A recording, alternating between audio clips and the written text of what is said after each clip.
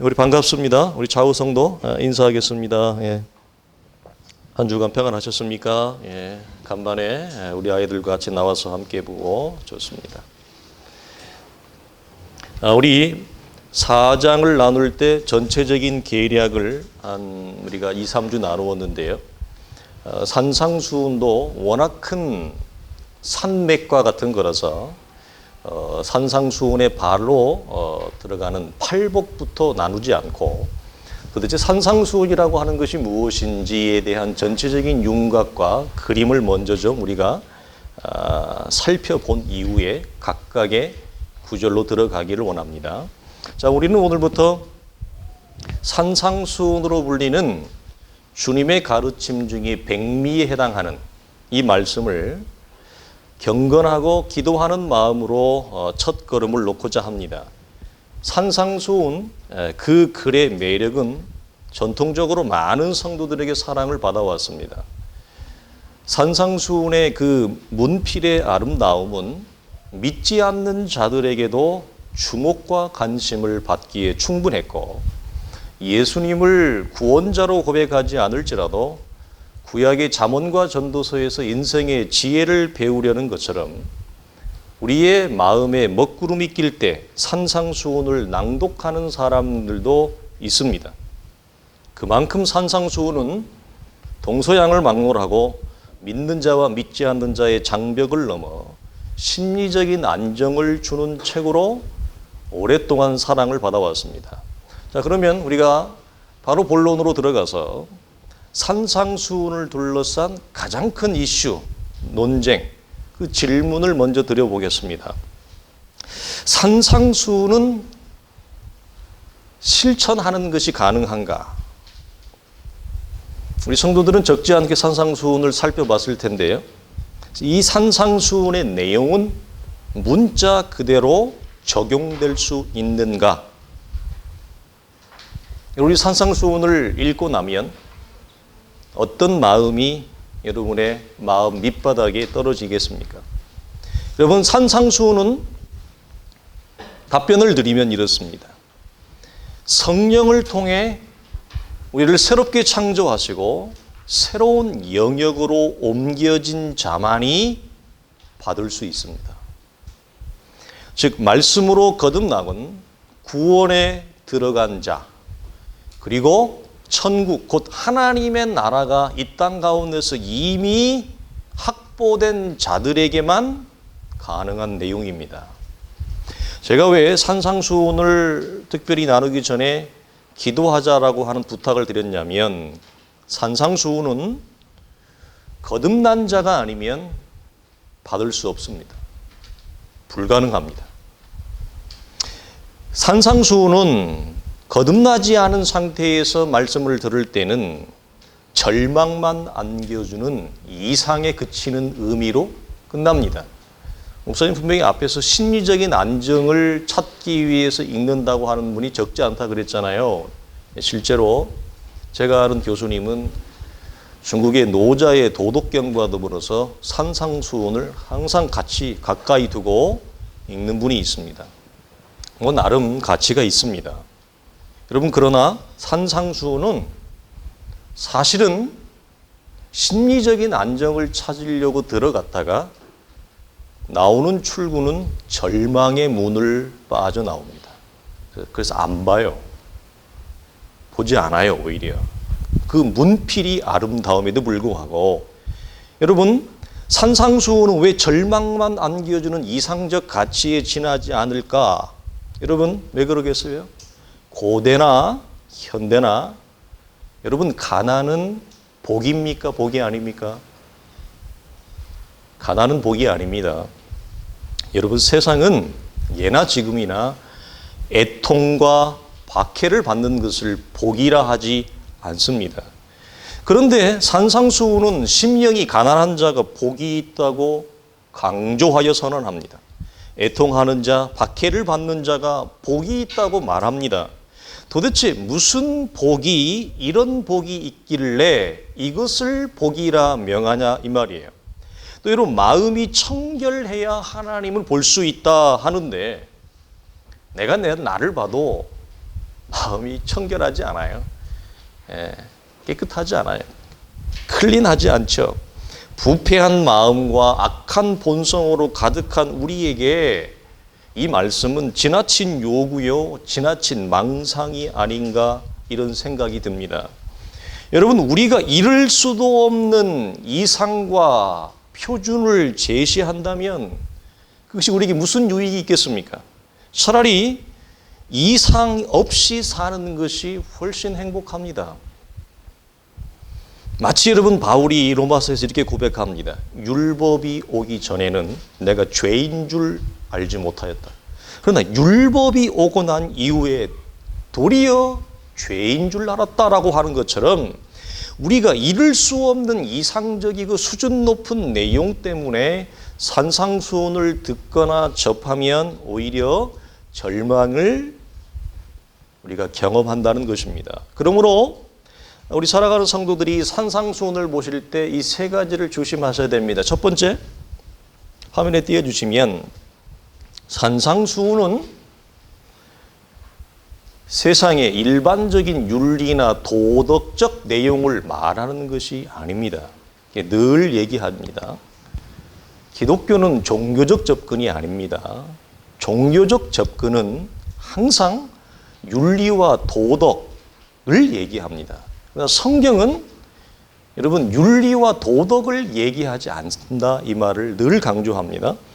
여러분 도리어 역설적 내용입니다. 산상수훈은 여러분 세상은 가난이나 애통과 박해를 복이라 말하지 않는다라고 하는 것입니다.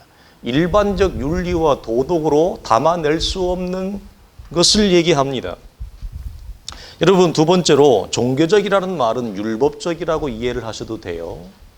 그래서 왜 그러느냐? 제가 가끔씩 자주 설명을 합니다만 교회가 하나님의 진리의 말씀과 복음의 균형을 잃어버리면 종교화되어지면 교회가 나타나는 부작용이 뭐냐면 율법을 강조하게 돼 있어요. 그 율법적 강조라는 것이 뭐냐? 교회가 내세우고 있는 기독교적인 모임과 기독교적인 참여에 굉장한 무게중심을 둡니다.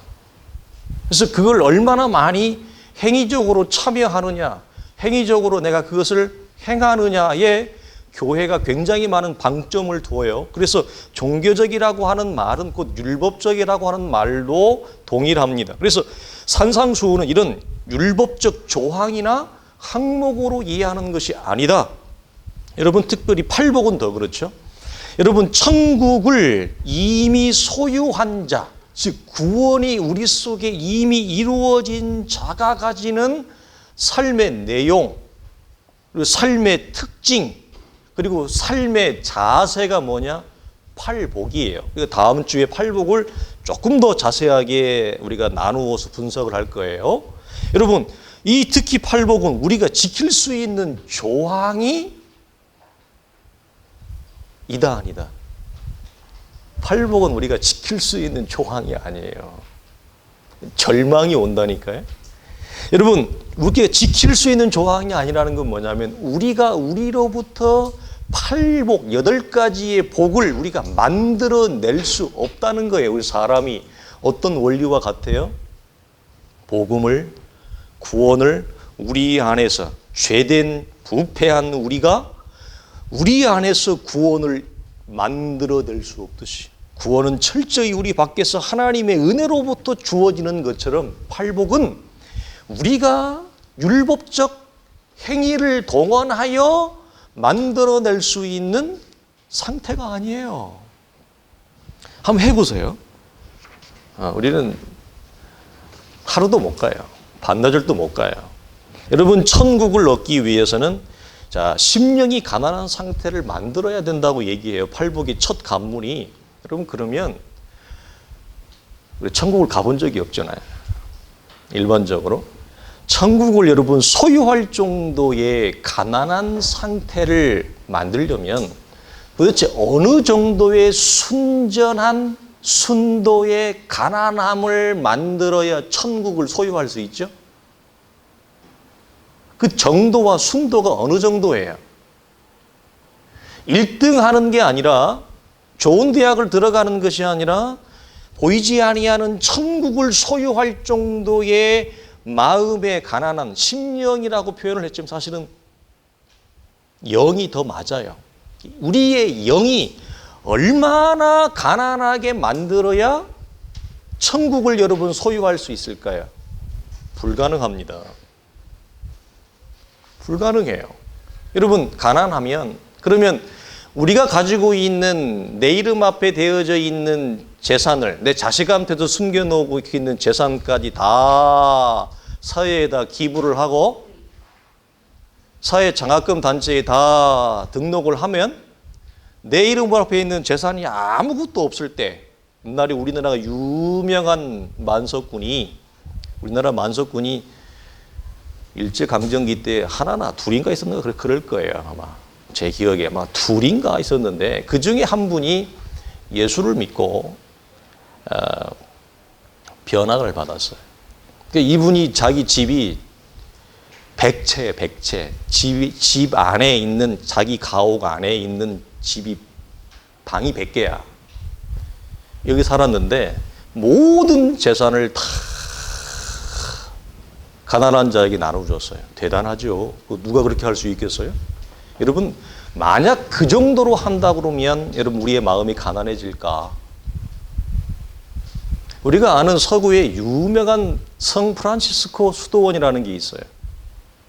그 성 프란치스코는 이 만석군처럼 자신의 전 재산을 다 털어서 귀족의 아들로 태어났는데 백작의 아들로 태어났는데 그 신분을 다 버리고 자신이 조상 대대로 물려받은 어마어마한 유산을 다 가난한 자를 위해 버리고 거지가 됐어요.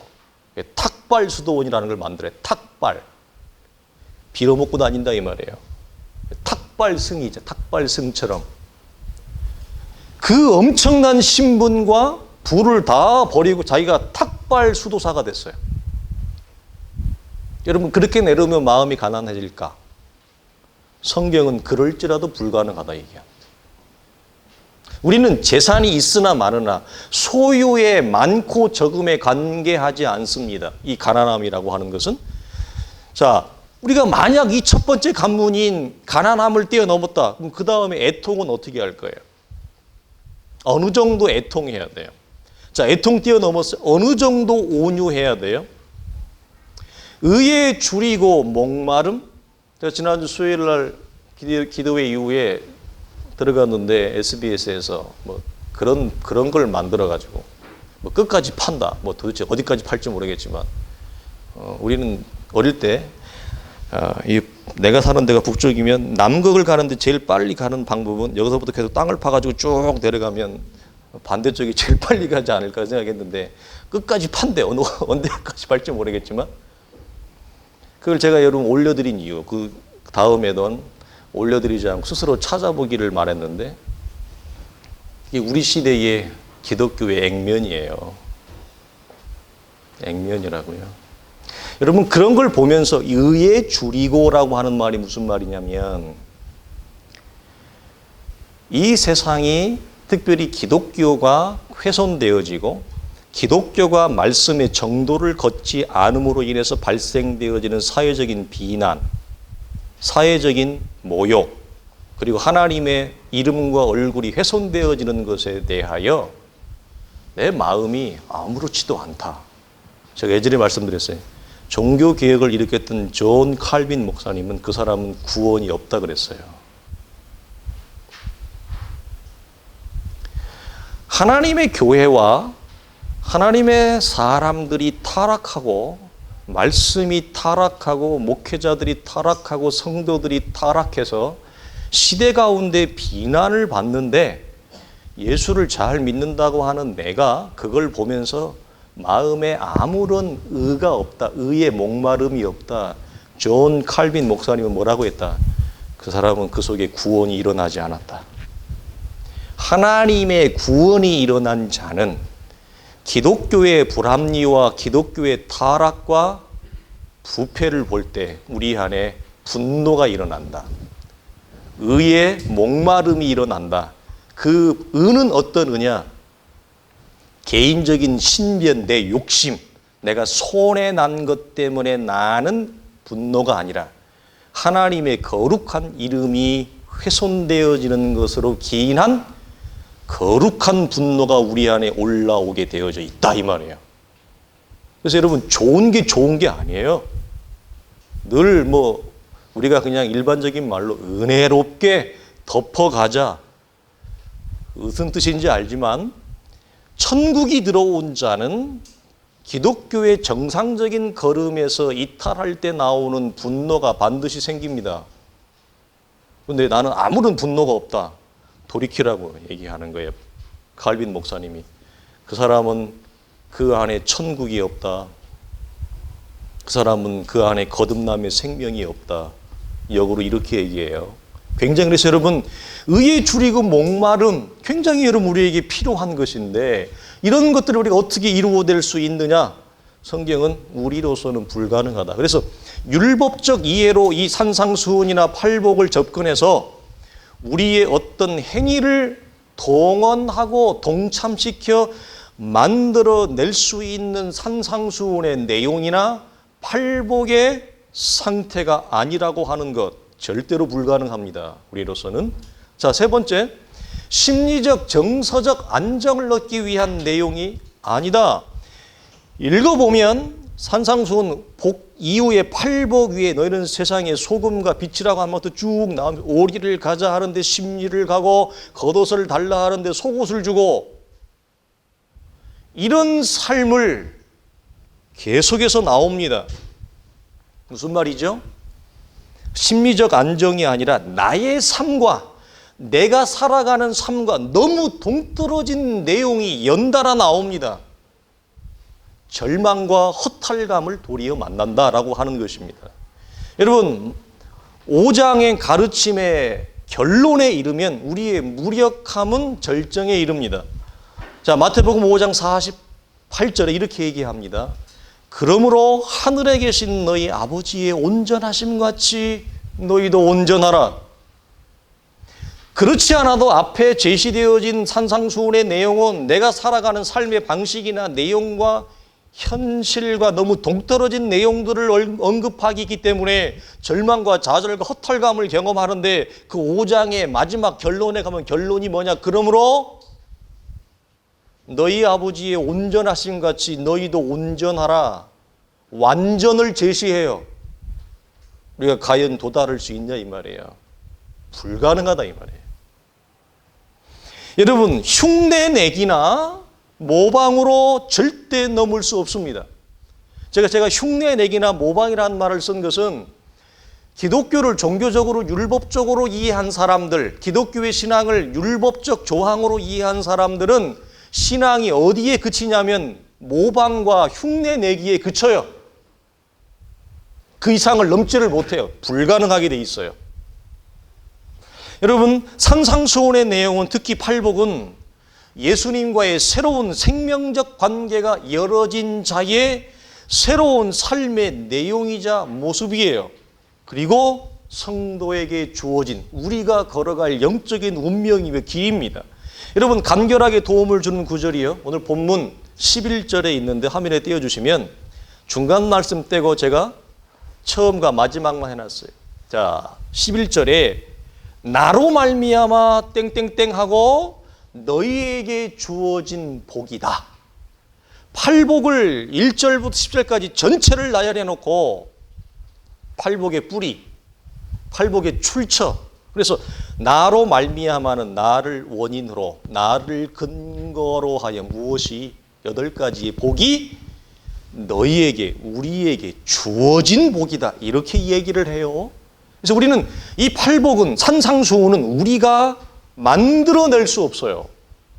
우리 스스로 이것을 여러분 지킬 수 없다라고 하는 것입니다. 그래서 이것은 팔복을 이해하는 데 상당한 영적인 접근을 도움을 줍니다. 여러분 성도들에게 좀 더 선명한 이해를 주기에 이런 질문을 던져보겠습니다. 여러분 산상수훈을 들었던 최초의 청중이 누구였을까요? 다른 말로 하면 예수님은 누구를 염두에 두고 이 산상수훈의 가르침을 주었을까요? 저야 우리 성도들을 염두에 두고 늘 설교를 준비합니다만 우리가 지난주까지 나누었던 게 복음 전파와 치유였습니다. 4장 마지막에 보면 온 어디에? 갈릴리와 온 수리아, 지금의 시리아에까지 소문이 퍼져 수없이 많은 무리와 군중이 주님께 찾아왔고 이들은 자신의 믿음의 여부에 관계없이 주님 앞에 찾아온 이 복 때문에 모든 약함과 질병이 다 고침받는 역사를 경험했어요. 그 무리들을 주님이 보시고 산에 올라가십니다.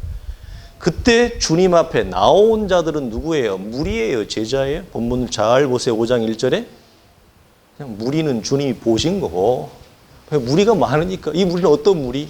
병고침을 받은 무리는 많죠. 이 무리를 보신 거고, 주님 앞에 나온 자는 누구예요? 제자들이 나와요. 다른 더 성경에는 그의 제자들이 예수께 나온지라 이렇게 되어 있어요. 주님이 산상수훈을 가르칠 때 염두에 두었던 최초의 청중은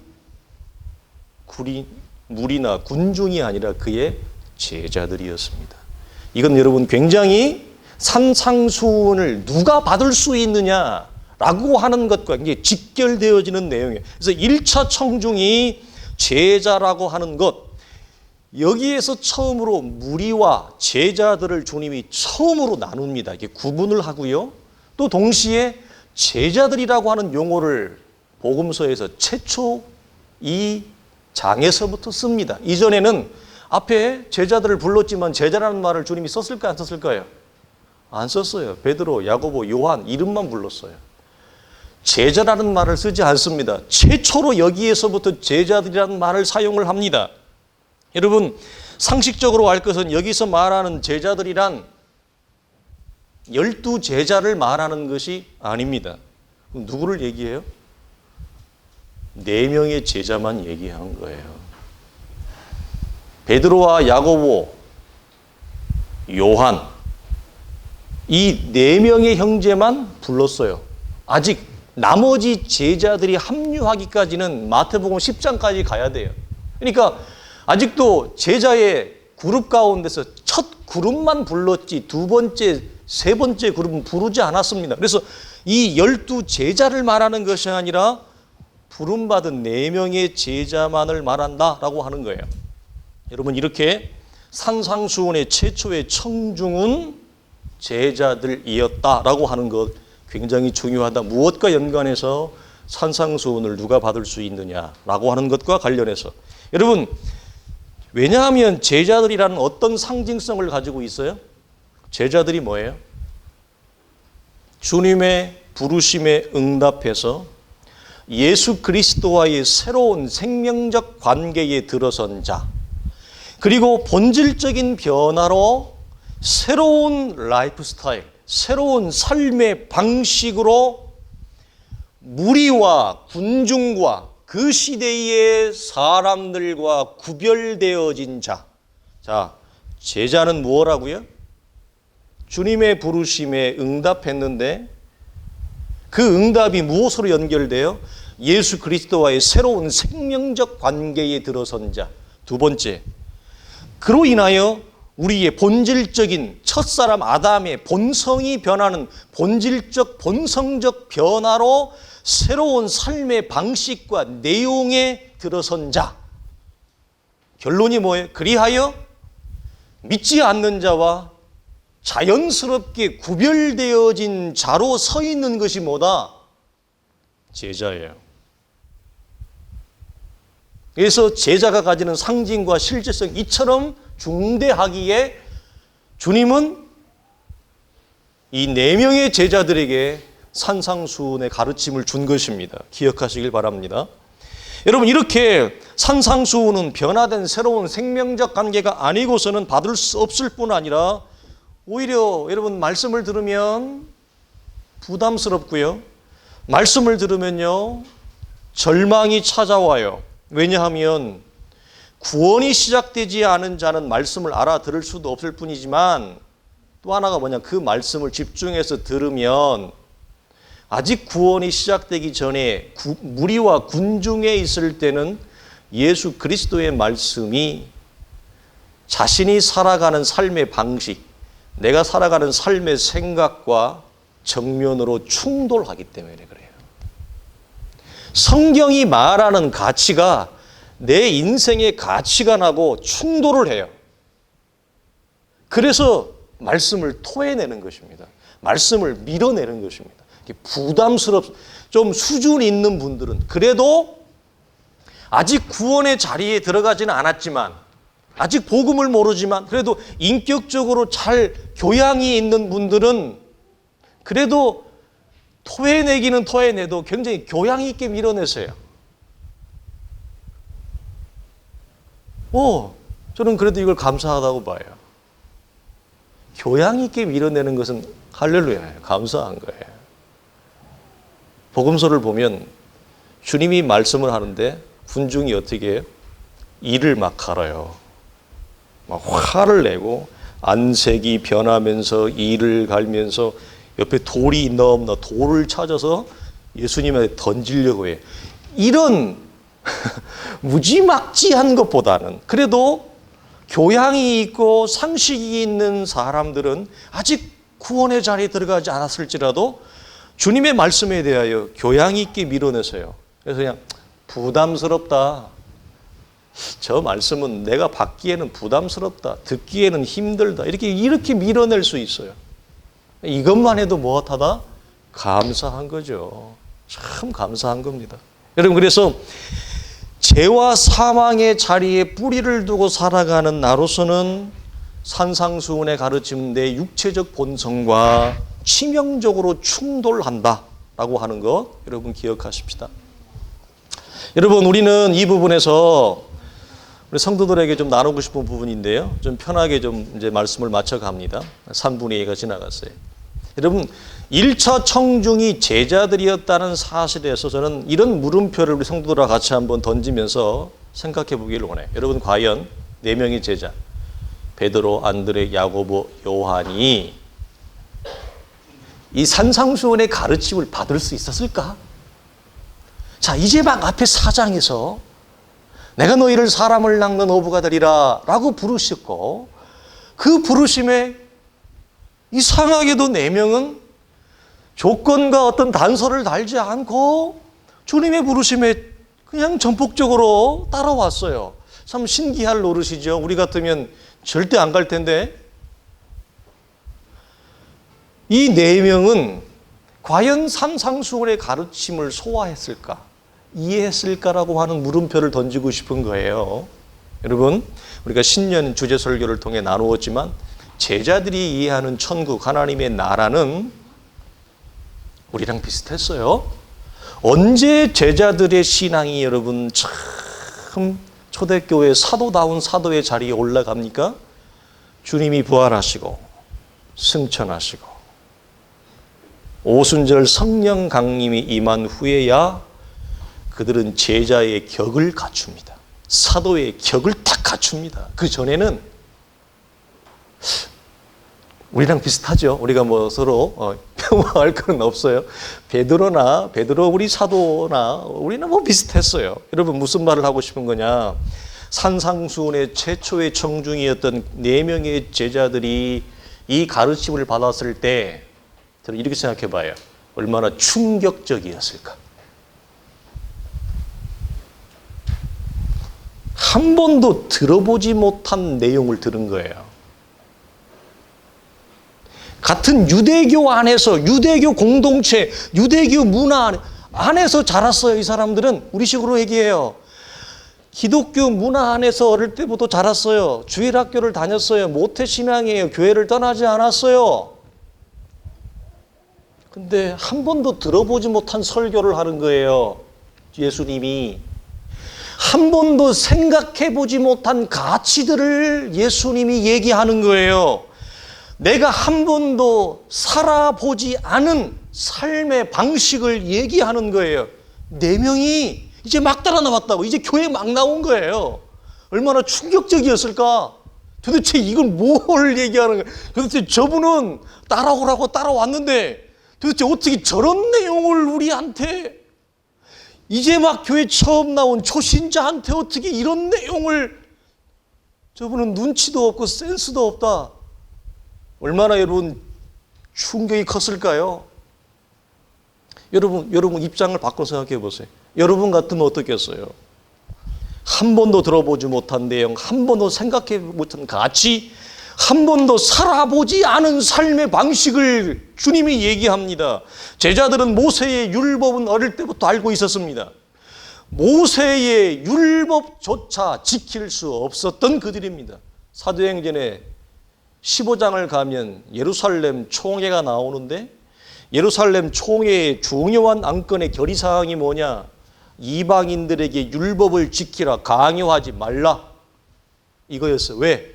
단서가 우리와 우리의 조상들도 지키지 못한 율법을 이방인들에게 강요하는 것이 옳지 않으니라. 어릴 때부터 모세의 율법의 문화에서 자랐지만 이들은 모세의 율법조차 지키지 못했습니다. 잘하면 흉내내기, 잘하면 모방의 정도에 그쳤습니다. 이것은 아주 수준 높은 차원이었어요. 율법의 정신이나 율법의 의미를 그들은 실현시키지 못했습니다. 그러니 할 수 있는 게 뭐예요? 모방이라도 해야죠. 따라하기라도 해야죠. 그 정도만 해도 훌륭하다는 것입니다. 여러분, 그런데 주님은 이렇게 말씀하죠. 모세는 너희에게 이렇게 말하였거니와 나는 너희에게 이르노니. 주님의 가르침은 모세의 법보다 훨씬 더 수준 있는 내용을 전하는 것이었습니다. 충격이죠.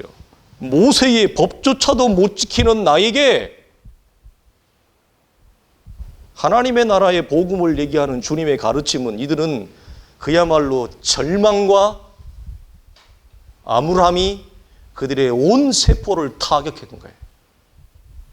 혹시 여러분이 말씀을 들을 때 여러분 이런 동일한 경험이 있을 수 있습니다. 여러분, 저는 개인적으로 우리 시대의 그 어떤 성도라 할지라도, 우리 시대의 어떤 교회라 할지라도, 여러분 만약에 주님이 와서 여기 설교를 하고 사도가 와서 설교를 만약에 여러분 한다고 생각해 보세요. 저 같은 무지랭이가 아니고 정말 예수님이 와서, 정말 사도가 와서 여러분 설교한다고 생각해 보세요. 우리는 들어보지 못한 내용을 들을 것입니다. 펼쳐보지 못했던 말씀을 여러분 불켜하고 말 것입니다. 그건 여러분 은혜 자체이기도 하지만 굉장한 충격과 타격이 말씀을 통해 여러분 들어옵니다. 늘 얘기하죠. 말씀이라 하면서 세상을 살아가는 얘기, 이 땅을 성공하는 얘기, 말씀의 껍데기만을 다루는 내용은 아무런 여러분 타격이 없습니다. 아무런 영혼의 충격이 없습니다. 아무런 영혼의 절망이 없습니다. 우리는 교회당을 올 때 웃고 오고, 교회당을 나갈 때 기쁘게 나가면, 웃으면서 나가면 그게 우리는 은혜를 받은 거라고 생각을 하는 거죠. 여러분, 말씀의 정수에 가까운 내용을 들으면 우리의 영혼의 충격과 타격과 동시에 절망이 찾아옵니다. 왜? 내가 생각해 보지도 않은 내용이었고 내가 그렇게 살아가지도 않은 내용을 예수님은 말씀하시니까 그걸 어떻게 우리가 받을 수 있느냐? 복음서에 보면 주님, 이 말씀을 누가 받을 수 있습니까? 제자들이 처음에는 너무 충격이 커서 아무 말도 못하고 있다가 나중에 뒤에 가서는 이제 좀 짬밥이 생겨서 주님, 이 말씀을 과연 누가 받을 수 있습니까? 제자들이 그렇게 여러분 반응합니다. 제자들이 이렇게 얘기하면 주님, 과연 누가 구원을 얻을 수 있겠습니까? 주님의 가르침은 충격 그 자체였습니다. 우리가 생각하는 것처럼 그렇게 수준 낮은 세상을 살아가는 일반적인 윤리나 도덕에 해당하는, 세상의 규범에 해당하는 그런 내용이 아니었습니다. 여러분 이 부분을 주목하기를 원합니다. 여러분, 우리가 하나님의 말씀을 나누어 갈 때 4명의 제자들을 타격했던 충격과 부담감이 우리에게도 여러분 동일하게 받을 수 있다고 하는 사실이에요. 여러분, 이것이 여러분에게 은혜입니다. 여러분, 이것이 여러분에게 은혜와 생명의 기회라고 하는 걸 놓치지 마십시오. 여러분, 복음은 한없이 그냥 용서와 은혜만을 말하고, 복음은 한없이 그냥 좋은 게 좋은 것이고 그것으로 그치지 않습니다. 여러분, 말씀의 겉과 외형이 아니라 말씀의 속 깊은 의미들을 우리가 알아갈 때 은혜보다는 잔인한 절망감을 경험할 수 있습니다. 여러분, 그럴지라도 부탁을 드리고 싶은 것은 말씀을 들으실 때 그 절망스러운 잔인함이 나를 찾아온다 할지라도 말씀을 여러분 버리지 마십시오. 그게 여러분의 살 길입니다. 우리 교회가 살 길입니다. 여러분, 우리는 오랫동안 사실은 예수님의 말씀의 본질의 가치와 무게와 충격이 주었던 말씀들을 잘 못 듣고 신앙생활했어요. 그냥 말씀의 외형과 껍데기만을 듣고 살았어요. 그것도 말씀의 외형과 껍데기를 듣는다 할지라도 성경이 말하는 1차적인 그 맥을 떨어지지 않는 말씀이 아니라 그 1차적인 맥조차도 부셔버리고 1차적인 맥조차도 곡해버리고 틀어서 엉뚱한 내용을 기독교의 내용으로 전달하고 들었어요. 우리가 코로나 때문에 문제 또 성경 양육 때문에 중단했지만 우리가 누가복음을 본문을 여러분과 함께 나눌 때 여러분 그 누가복음이 가지고 있는 본문을 여러분과 함께 1차적으로 나눌 때 제가 경험하는 거 또 위에서도 제가 경험하는 거 뭐냐, 많은 성도들이 성경이 기본적으로 제시하는 말씀의 외형과 껍데기조차도 동떨어지게 이해하고 있더라 이 말이에요. 전혀 다르게 이해하고 있더라 이 말이에요.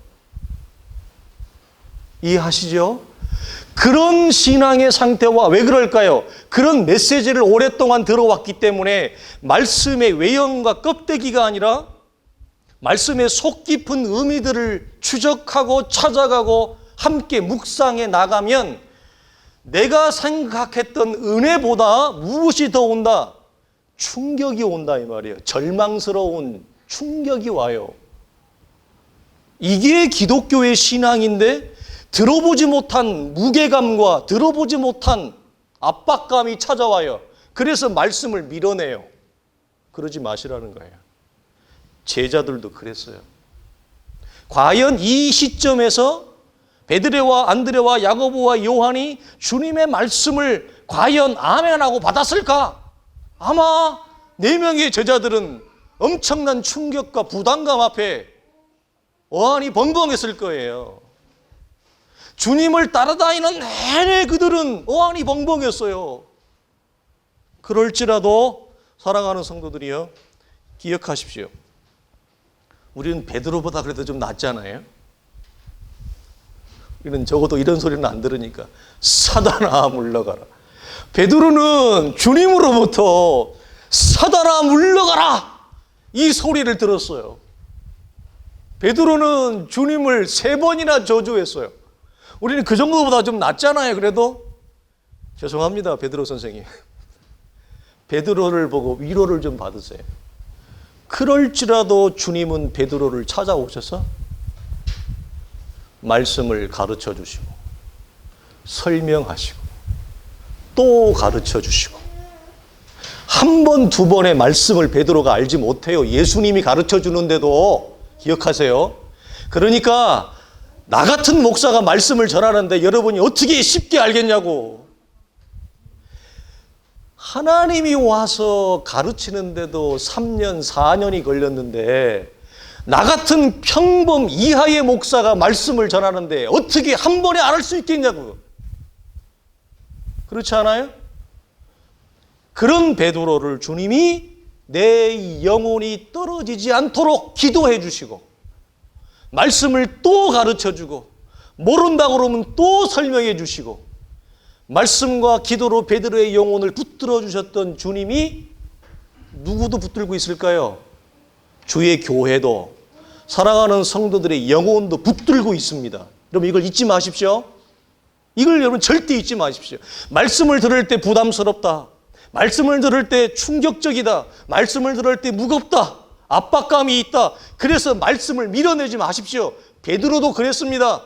제자들도 그랬습니다. 가룟 유다는 심지어 주님 팔아먹고 갔습니다.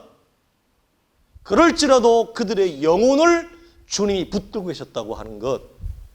여러분 이 부분에서 우리 사랑하는 성도들이 말씀을 꼭 붙들어 주시기를 부탁을 드립니다. 여러분 복음은 기준에 이르지 못한 자를 잘라내거나 거부하는 것이 아닙니다.